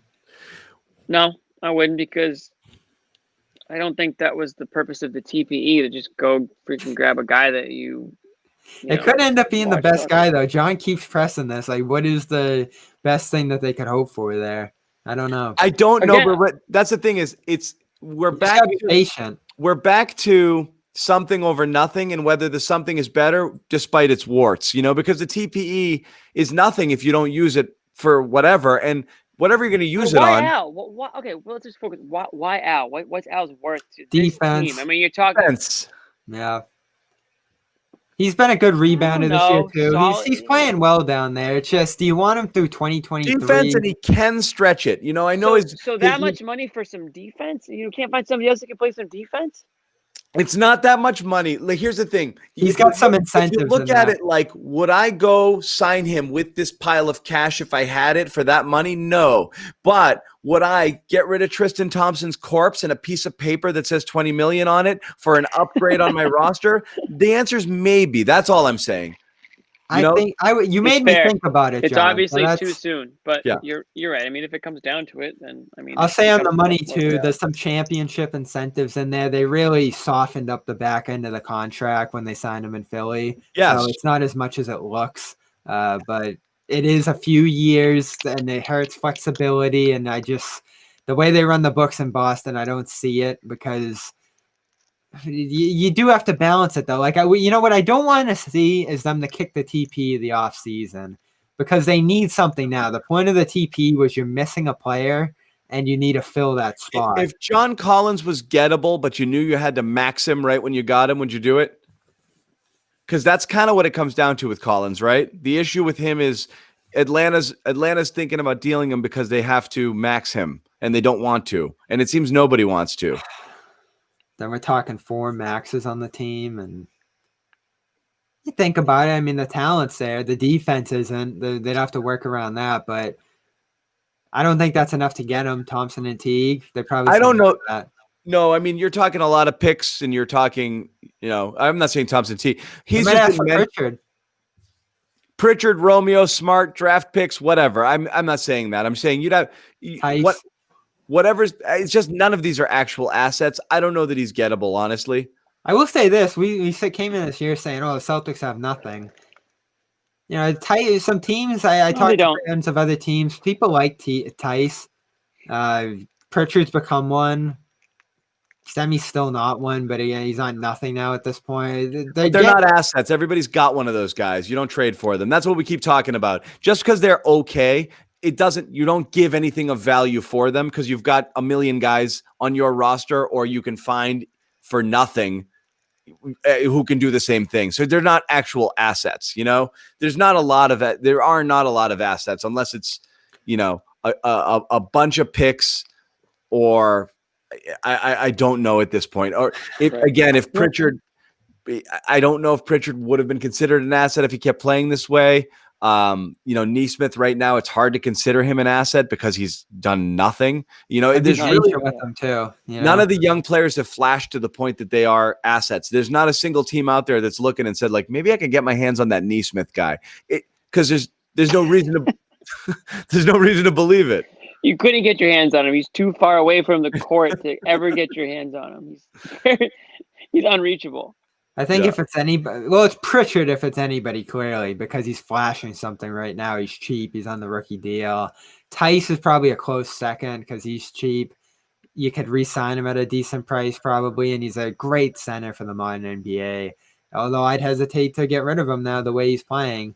Again, he looked more expendable a couple weeks ago. So I'm just saying that they're inching closer to having players. They're further along in terms of having assets, even if it's just a centimeter from where they started the year. They've played up guys and developed a little bit. Didn't expect Pritchard to be one clearly coming into this year. So even if it's just him, you're getting closer in that direction. So the next couple of weeks are going to be tough for this team. I believe it's Cleveland on Sunday, a couple road games. I think it's the Spurs and the Bulls, and then it's a West Coast swing right after that, after the Lakers, right before the end of the month. So the schedule gets tough here. If Pritchard's out a couple weeks, if Tatum's any delayed still in coming back, I know they've had to ease Rob into it. We don't know if Tatum was sick or if he had adverse effects. It looks like Rob had a tough time with this, and Tatum couldn't make the trip, so that might be a signal of something here, even though he's practicing. Yeah. It's going to be tough with this team and their depth. And this is like, I hope they address the shortcoming on the roster because it's so evident, that 4 spot. Do you fit in a third wing? Do you find a second big man? Someone asked, do you see something with Grant at the 4 right now? And Steven just kind of laughed. He was like, I'll tell you Tatum starting there when he gets back. Did he really? Yeah, so they're just sticking Grant in there to get his 11 minutes in. He looks better next to Thompson than Tice did in that spot, but they still had to run double big throughout this game. And yeah, immediately as soon as he came out at 4 minutes in, and they went double big because they were getting killed. I will say, what did Philly do with Grant? No joke. First 3 possessions, they just went right at him. He is regressed in some type of way, and it's the position, I think. But he played some 4 last year, didn't he? He looked better than this. I mean, what is he? You think Grant is better able to play the kind of small ball 4 over Semi? No, I think he's a 5. Like that Clippers game in February last year where he closed the game. I think that's where he thrives. There's less of a need to do that now, though, because last year they just had Tice and Rob, who wasn't ready. And Grant was pretty much the third center. Yeah. He's never going to get center minutes now. Tough pick. And I don't want to kill him because there's some value to his chemistry stuff in the room and that stuff like that. We forget that stuff mattered after 2019. So, I know Bobby, you and I were both at that press conference. We got sucked in. But I mean, whether we got sucked in or not, it mattered. It was evident that they were so set on fixing the culture after the bad taste of Kyrie and Marcus and whatever. I'm not calling Marcus a bad citizen, but whatever they had the year before, 90% of it was on Kyrie. It was so obvious they wanted people in here who were good guys. So that mattered.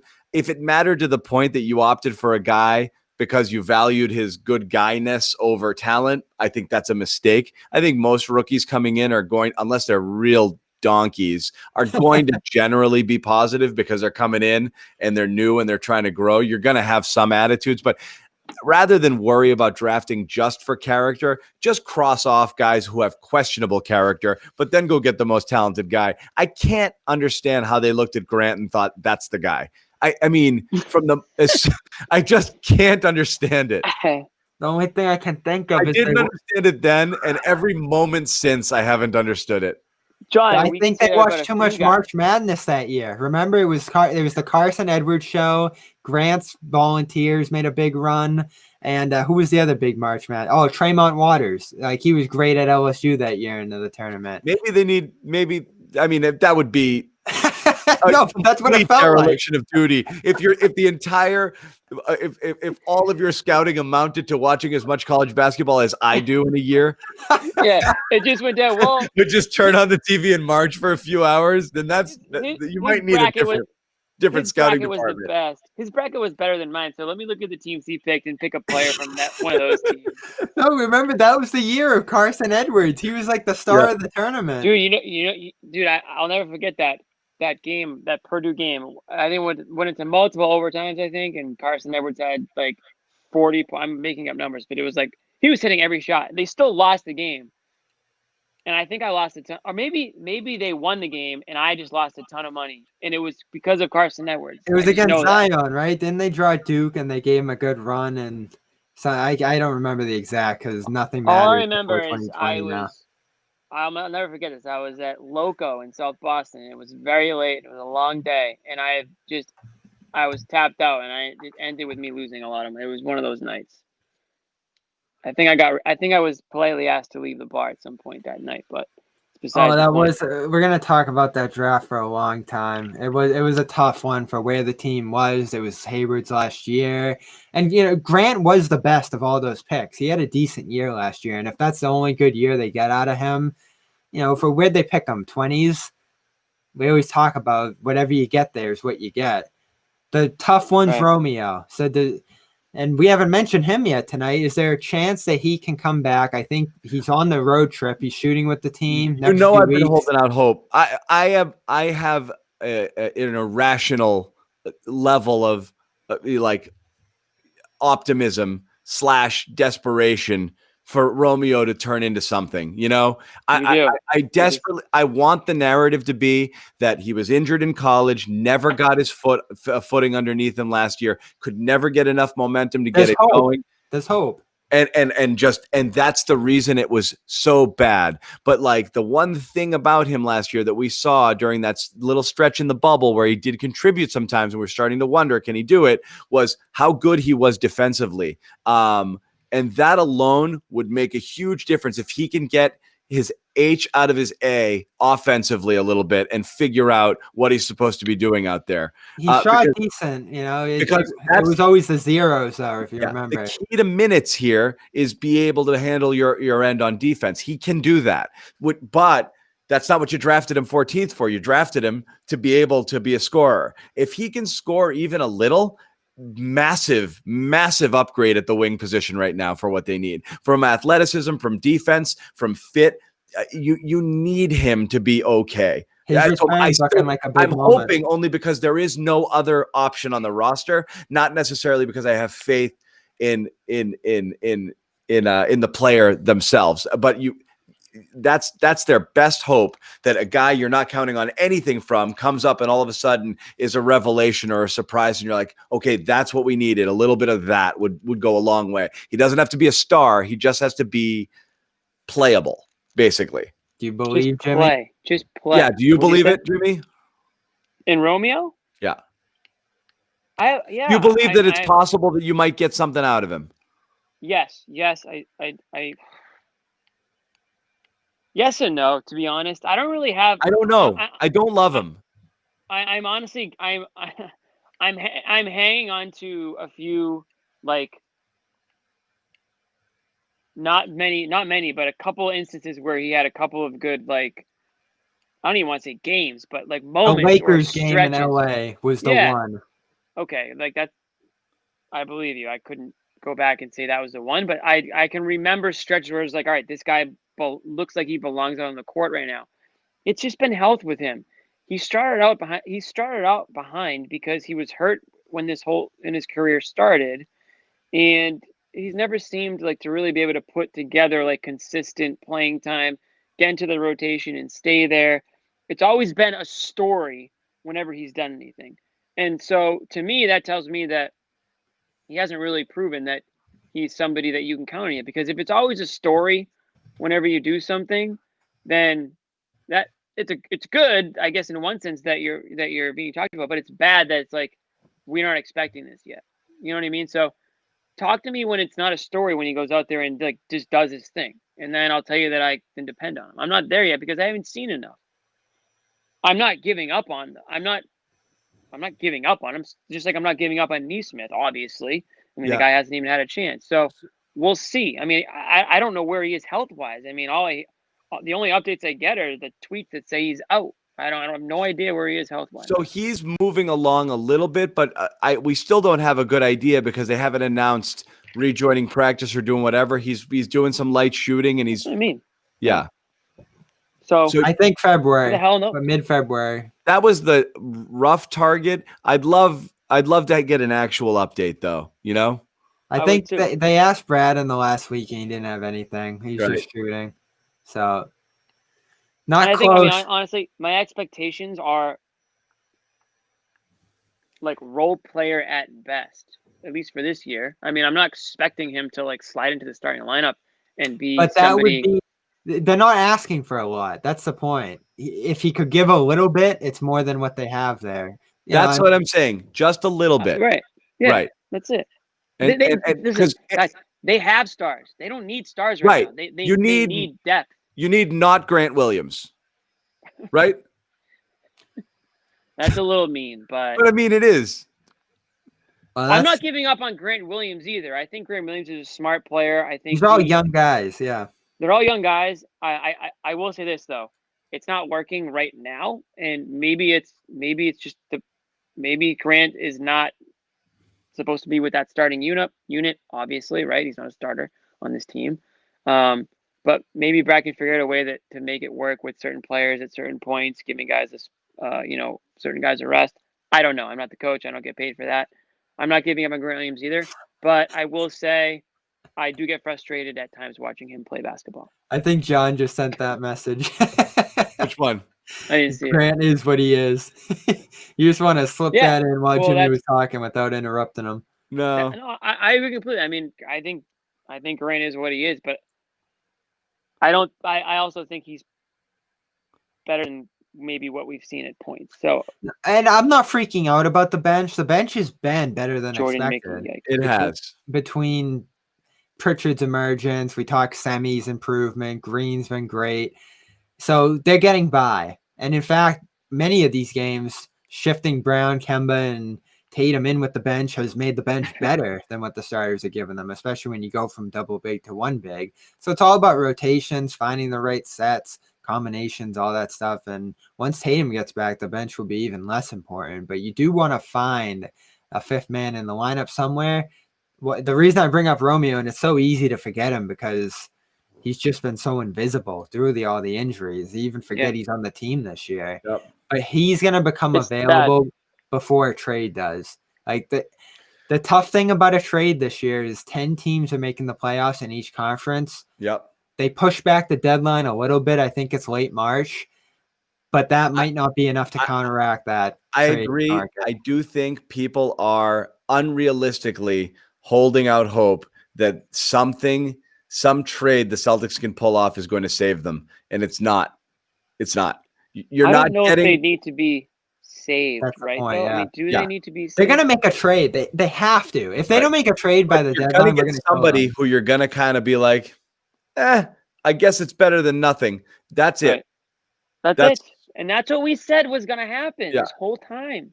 There is no big move out there that's going to get you a guy who's going to be, whoa, now we've got Kemba, Tatum, Brown, and this guy. You're not going to be mentioning him in the breath with those guys. It's going to be something else. Right. It's going to be, oh, good, they've got some bench depth. Oh, yeah, he can help. That Batum one's bothering me now. Ugh. It's also like, and you hope not, but we just saw what happened to Pritchard tonight, and this is why I said last show, you don't make a trade now for a need when you have no idea what your team's going to look like in 2 months from now or right before the deadline, for example, or whatever, because you don't know who's coming and going with injuries and which guys step up and which guys take a step back, like a Grant. They could go on a roll here once Tatum gets back, yeah. Sure, they could, and you want to have a clear idea of what your team looks like at the latest point that you possibly can, if your goal is to improve for the playoff run. I mean, and that's the whole. I imagine that's the whole purpose, right? So we're talking about possible guys, trades, whatever. It's not going to happen right now. No, it's not going to happen right now. I wouldn't expect anything before March 1st. When's the deadline? I think the deadline's March 25th or so, give or take. March 1st is way too early then. The only way there's a splash is if somehow Kemba is involved, and I don't see that as a possibility. Beyond that, you're looking at something usable. That's about it. We already talked about it, but I'm not trading Kemba. I think you're selling. I'm not saying you are. I'm saying the only way to do something splashy is that. I don't think they'll. Sure. It is. I mean, we're well past the point of someone calling and saying Jaylen or Jason. It's an automatic hang up. Right now, they might be, in terms of NBA assets, they might be 2 of the top 5 assets in the league based on their years and the fact based on their They're age. not assets anymore. I'm not assets. I'm saying if you assets, they're meaning untradeable. Untradeable, like they're the most valuable pieces because of their age and their ability and the fact that they're under contract. They are untouchable to a point that there's almost nobody you would even listen to the other name. There's maybe 2 names on the planet that you might even not hang up immediately and never take the guy's call again. No, that's right. They're so far gone. The drop to the next level of who you're trading is only name is possible is Kemba, and then after that it becomes Smart and whatever, and that's it. So there's not the chance of something splashy is almost zero.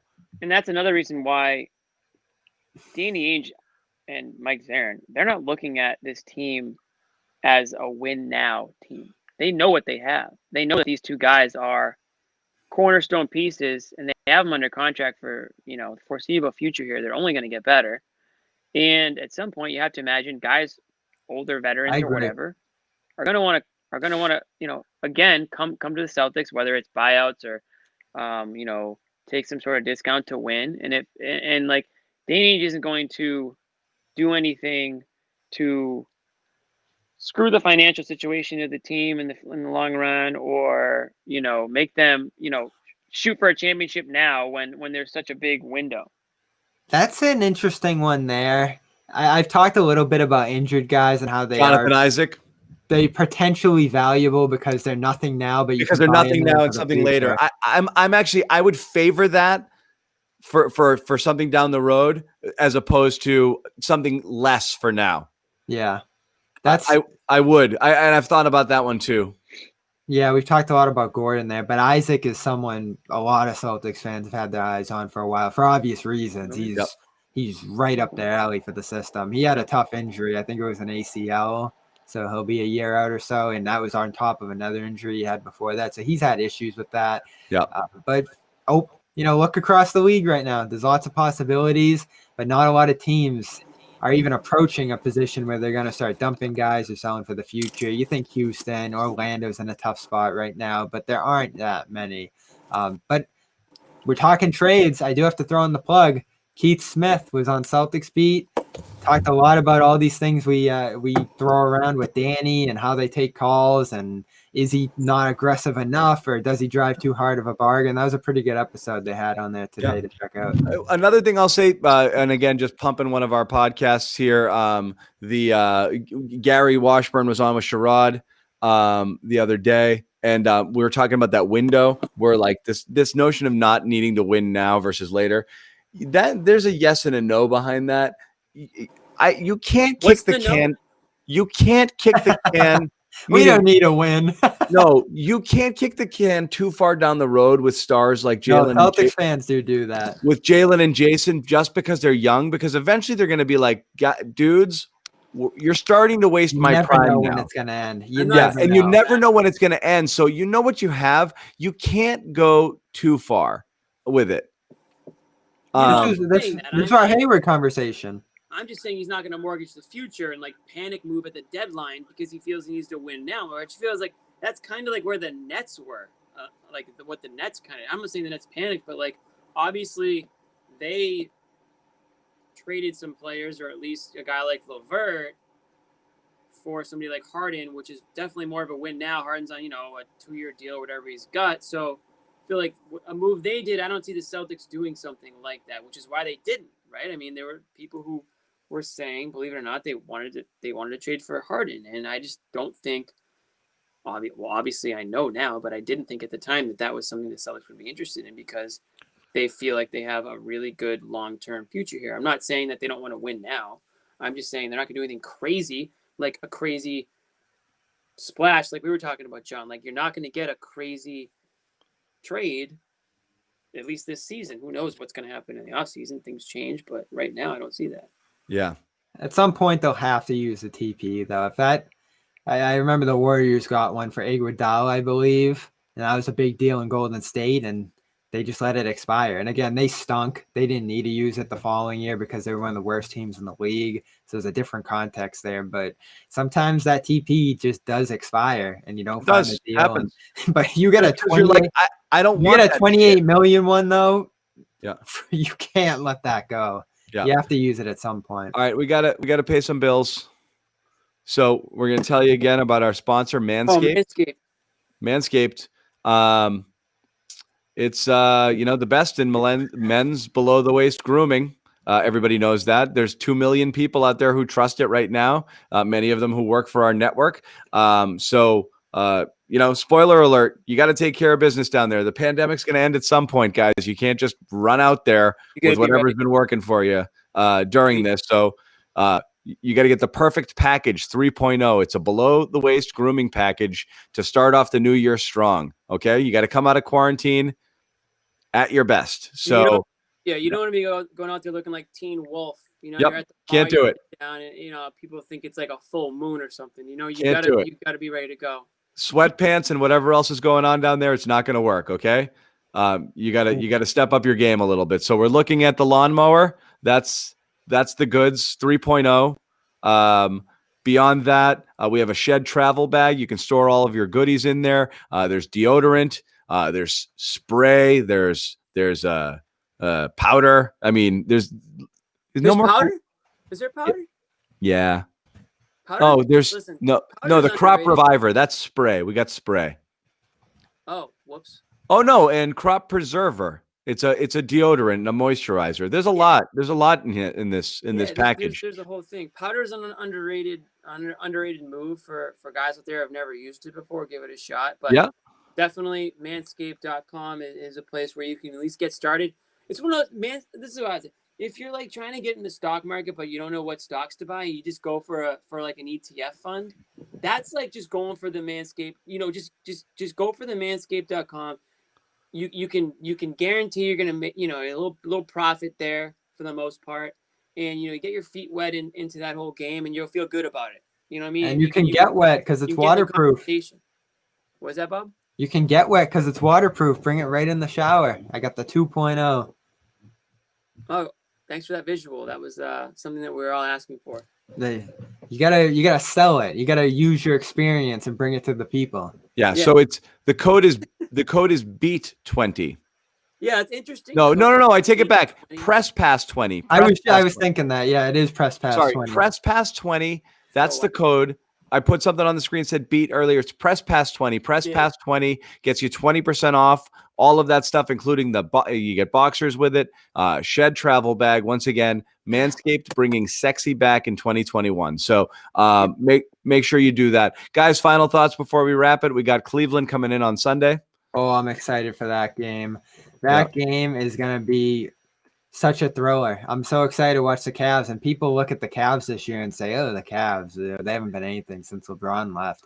But Colin Sexton is one of the fastest rising young guard stars in the league. He's going to be another challenge for Marcus Smart. Can Marcus Smart stop a shifty, quick guard who has scoring capabilities off the dribble? He just dropped 42 on Brooklyn on Wednesday. I don't know how much he had tonight. Drummond comes in. Thompson's going to have to contend with him. He's been awesome this year. You have Jared Allen, who's been a Celtics killer in the past. And my favorite rookie, Isaac Okoro, who, I wanted the Celtics to move up for anybody, it would have been that guy. He's having a good start for them as well. So that team's going to be tough on Sunday. They're going to be incredibly tough. I also heard that game moved from 4 to 7 because the Patriots aren't playing. So it'll be a little later. Are not? Yeah, playing? They're not playing. They were going to do a 4 for champion. I think we've known the Patriots weren't going to be playing this weekend for quite some time. But they just moved the game. It was 4, now it's 7. We knew the Pats weren't playing as soon as Brady was like, "Yeah, I'm out." We were like, "All right, well, the Pats aren't playing. You can put the game at any time."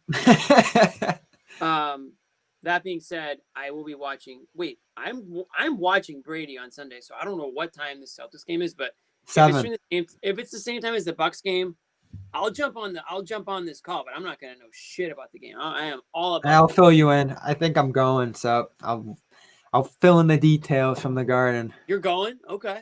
Possibly. Let's. I did not know what time that game was. I didn't realize it got moved. Change, yeah. It is 7. 8. No, 7 8 now. No, I think it's 7. You're 7:00. Okay, and Brady's at 6:30. 8:30. No, they're at 3:05. Jimmy, you go roll right into it. It's the Chiefs. The Chiefs is a late game. And what time's that? 6:30. 6:40. Yeah, we're good. Then we're good. Perfect. All right. I'll just watch TV all day. Oh, so that maybe they moved it so people can watch Brady. Yeah. All right, so we're gonna wrap it up then. Thought is yeah. Margarita Fridays. Let's make this a thing. All right. No, but make sure people know that, because I know on the schedules a lot of places it still says 4. I think it's a 7:00 tip. They just 7:00 it is. All right, let's wrap it up for Margarita Fridays. Jimmy has decreed it. So in Margarita Fridays, Bobby's still talking about the time of Sunday's game. I don't know why, but he's still. Anything else about the time in the game? People aren't idiots. They can figure out what time the game is, Bob. No, not everything changed. I'm just making sure they can find the show that night. They're not coming on at 6:30 wondering what's going on here. That's true. We'll tweet it. If you don't follow us on Twitter, you should. Jimmy_Toscano. Bobby, I don't want to get yours wrong. What's yours? Real Bob Manning. Not to be confused with the fake Bob Manning. Yeah. John, you're on Twitter. What's your Twitter? I forget. Yeah, he's on Twitter. I'll just retweet him if you guys want to know his Twitter. My final thought is Tatum going to play Sunday? Do we have an idea? Feels like it. I'm excited for Sunday. I don't really give a shit about the Cavs. I know Bobby just talked about it for 45 minutes. They are who they are. You'll be surprised. I do like Sexton. I like that. It goes back to that highlight of him in college where he just stared down the kid at the free throw line. That's when I was like, I like this kid Sexton. People forget about that video. It's the same kid. You remember that? Yeah, and the Kyrie trade. He was the Nets pick that the Celtics traded. I like Sexton. He's a little. I'm not sure. No, he kind of came out of nowhere. A lot of people were kind of down on him after last season, but he had a rough few years. Yeah, maybe he's turning it around, which is great. Cleveland, they deserve, I guess, some sort of something to do in Cleveland. I don't know what else goes on there. Certainly not the Browns anymore. Sweep the Nets. Number 2 defense. My final thought is I'm excited for Tatum's return, and Jaylen Brown just continues to impress me. I know the Celtics lost tonight and he lost Wednesday. Jaylen Brown was I just was on Twitter. He was pretty hard on himself after the game. Pickles for Jaylen Brown was pretty hard on himself tonight after the game, saying he needs to do more on defense. I'm not sure how true that is. I think he's doing like as much as he can. I mean, he can only do so much. But it's good to hear him say something like that. He does. That's something a leader does say. He doesn't put blame on any other players. He puts Jaylen Brown. Yeah. Yep. Yeah. So I'm just I'm happy to see his growth this year on the court, and he's already growing off the court. So I don't really. That's a good one, Bobby, for you. He said he wants to become villainous defensively, I think was the word he used, and I've been calling out that defense all year. I thought this team had the potential to be the best defense in the league between Thompson and Smart and all the personnel they have. And they'll be better when Tatum gets back. And this goes into the trade conversation we just talked about forever. But I want to see this team battle defensively. So they got killed by the Knicks on Sunday. I think Knicks are 3rd in defensive rating or top 10, something like that. Yeah, they're 3rd to start the year. Cavs are 2. So if the shots aren't falling, if they're getting down on themselves, if fouls become another issue that they're frustrated with, don't get pulled out of a game again here, dragged out late in the 4th quarter. We all know what happened against the Knicks there when the shots weren't falling. They just kept jacking more, getting more frustrated, forgetting about the defensive end, rebounds, all that stuff. It's great that they're killing it on offense, and they are. I love what Brown's doing and all the rest. Smart's been good. But this team's not going to have an upside if they don't get it together defensively. It's going to take time. We talk about the entire league struggling on the defensive side of the ball. But look at Philly. They haven't been great offensively. Tonight they were much better than they were Wednesday. Yeah. But they play defense. They rebound. Dwight seals up those boards on the defensive end. And that's why they've been better. Celtics, they're hitting a ton of shots to start this year. So that's why they're 2nd in the East, 3rd in the East now. But they got to defend at some point. My final thought, we talked about this a bit at the beginning of the year, how this was going to have to be a team that revolved around stars because they lost depth by losing Hayward. We didn't know if Kemba would be back, and what we were talking about was whether Tatum and Brown can make a leap into a next level. Brown's made it already. We talked about the top 100 list, which is extremely arbitrary, but the top 100 lists prior to the year have Brown listed in the 30s and 40s. He's already a top 15 player in the NBA right today, and he's done it in 15 games. Okay, and we said that was too high. Yes, and so we actually thought he was shortchanged a little bit on those lists. But what I'm going to say now is, again, maybe I overreact to the positive and the negative. It is what it is. But I'm ready today to say that there's not. And again, I know there's super teams out there, and you have LeBron and Davis, and you got the big three in Brooklyn right now. But in terms of having two players right now, given everything and their age and their salaries and their situation, it's the best tandem in the league. And I can't. I don't know that you can argue. Best in the league? Huh? Best in the league? Best tandem in terms of future. Everything. Their age, their contracts, and how long you're going to have them for.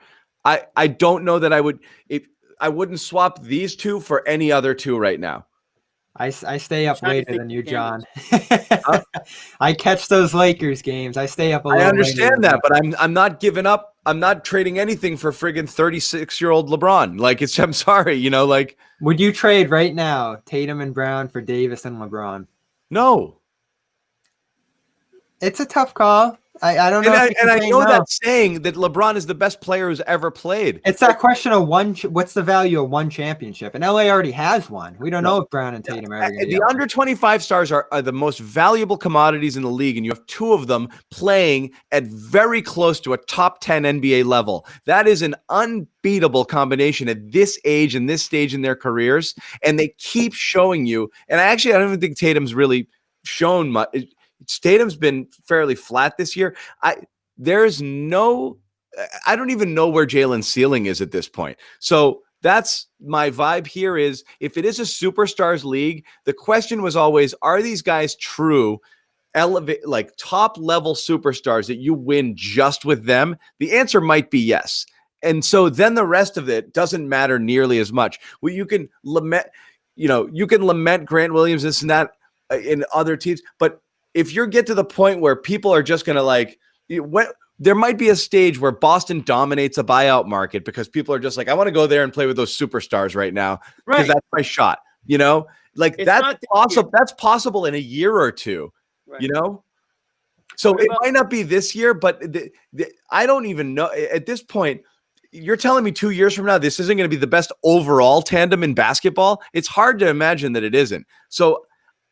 If that's the case and their ceiling really is top 10 NBA players and you've got them locked under contract for the next 5 years, you're doing pretty well, and a lot of things can fall in behind that. I'm not going to knock you for wanting that situation. I like watching those players. I like following those players, and they're just a lot more likable than Davis and LeBron from our perspectives.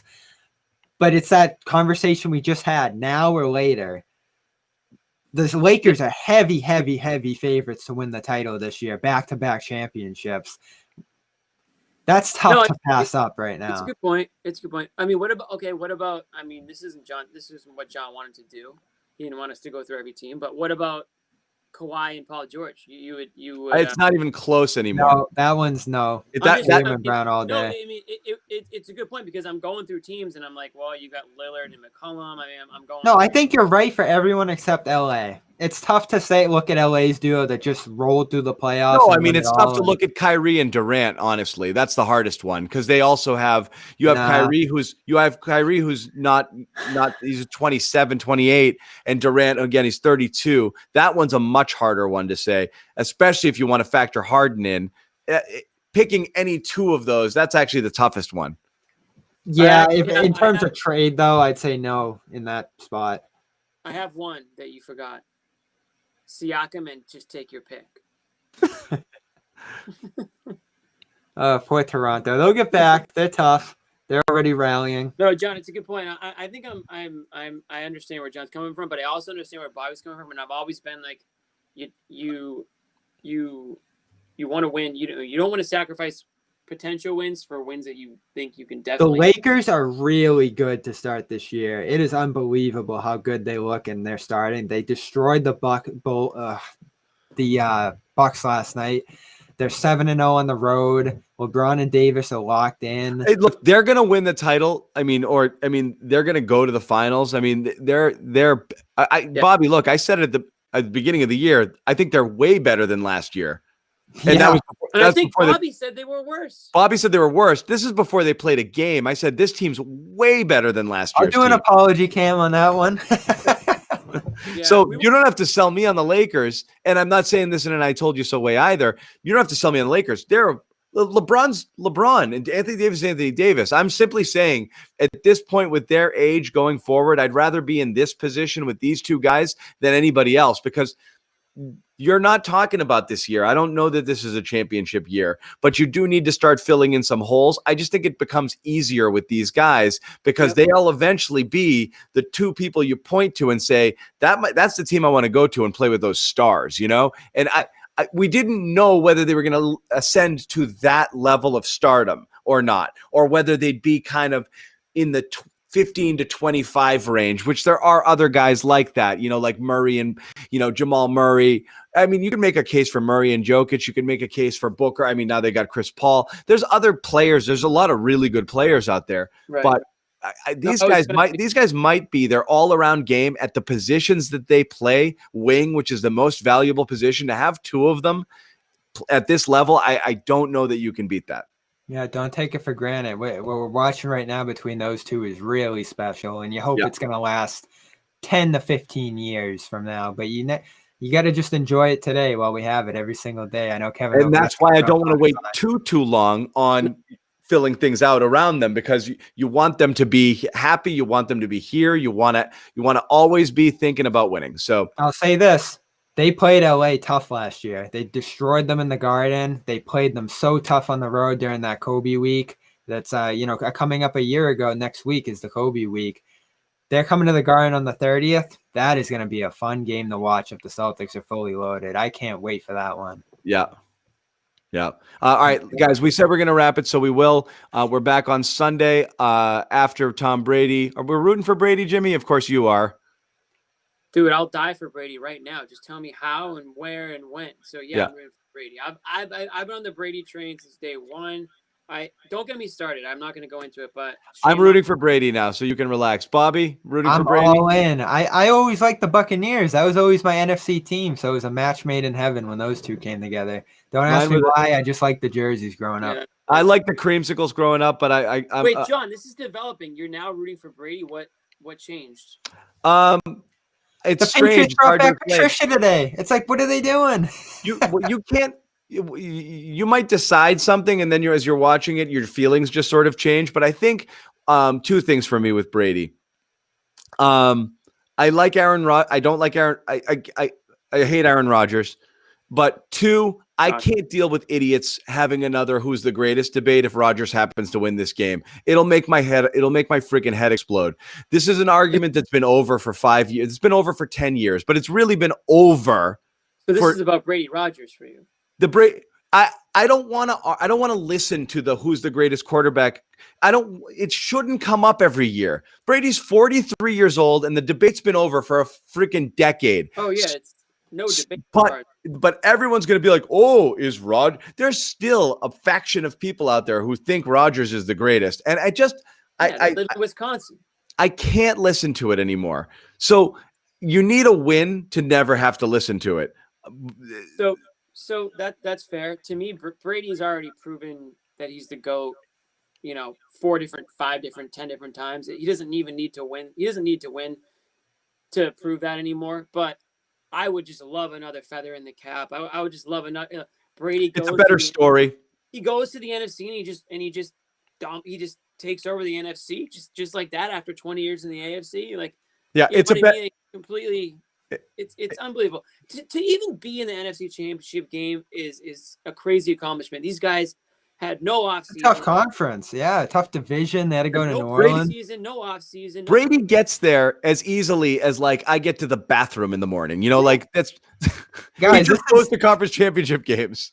You're showing the potential of the Jimmy John podcast right now. I can see it right in front of me. The other thing is, the last thing I'll say is this: like Brady's 43. Like I'm 30, or is he 43? Right? I'm 30. 43. Wow. I'm 33, and I know I look a lot younger than that. But if I was playing if I was playing in the football all growing up, high school, college, and then I was in the NFL for 10 years at this stage of my life, I don't know how I could fathom playing another 10 years and being at the top of my game. Like, it's just crazy to me. Like, it's something that's never been done before, literally never been done before, to be playing at this stage and at this level. And people still want to hate on him. That's what I can't believe people just refuse to acknowledge greatness and refuse to appreciate it and enjoy it. And that's the same goes with LeBron James. People want to spend all their energy hating on LeBron James. This is a once in a generation, maybe even once in a lifetime type player. And people want to spend all their energy hating on him instead of just enjoying what he does and what he's capable of. And like, that's how I feel about Brady. Yeah. You know what taught that to me was Isaiah. We thought Isaiah was just going to keep going and going and going. And it was just such a flash in the pan. And you look back and you're like, wow, I'm glad I enjoyed all those moments. Not quite the same exact thing, but that's what makes me feel good. Mac, you mean Ziggy? That's not his stepson. That's his actual son. It's a wire reference. It's a wire reference. What a show. What a show tonight. Make sure you get the podcast version, clnsmedia.com/gr. Easy.